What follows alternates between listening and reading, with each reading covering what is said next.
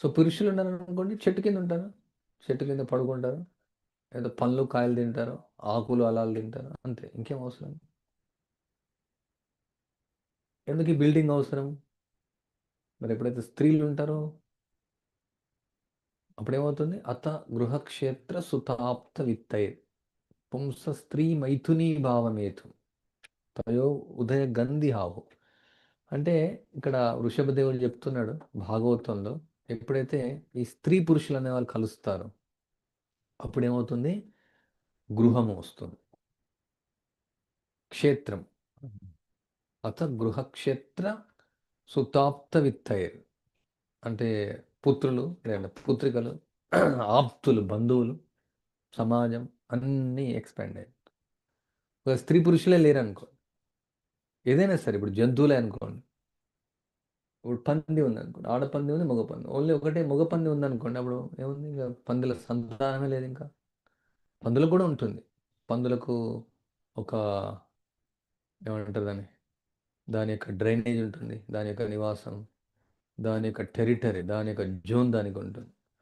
దానికి పంది పిల్లలు, పంది మగ పిల్లలు, పంది ఆడపిల్లలు, పంది చెల్లెళ్ళు, మొత్తం ఒక పెద్ద సంసారం తయారవుతుంది పందికి, ఆడపంది వల్ల. ఒకవేళ ఆడపందులు అంటే ఉంది. అంటే ఈ మైథునం వల్లనే ఈ భౌతిక అస్తిత్వం అనేది మనకి ఏర్పడింది. ఈ కారాగారంలో ఎందుకున్నాం మనం? స్త్రీ పురుషుల మధ్యలో ఉన్నటువంటి ఆకర్షణ వల్ల, ఈ సంభోగ వాంఛ వల్ల, మైథున వాంఛ వల్ల.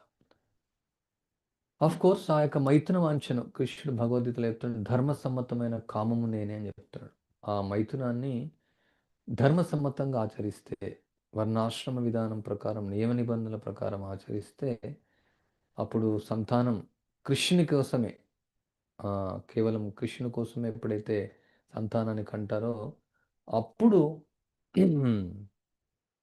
అది పవిత్రమవుతుంది.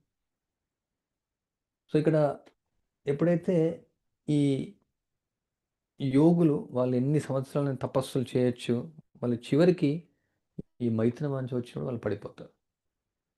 అంటే ఇప్పుడు ఒక విశ్వామిత్రుని విశ్వామిత్రుని స్టోరీ అనే కాదు, ఇప్పుడు రీసెంట్ కాలంలో ఎంతో మంది దొంగ యోగులను చూడొచ్చు. అంటే వాళ్ళు నిజమైనటువంటి విశ్వామిత్రుని లాగా యోగా చేయలేదు, వేల సంవత్సరాలు వాళ్ళు ఏం యోగా చేయలేదు, అయినప్పటికీ కొంచెం ఏదో తపస్సంపన్నులై ఉండొచ్చు, కొంచెం నేర్చుకోవచ్చు. ఇక్కడ తిరువన్నామలై కానీ, హిమాలయాలు కానీ,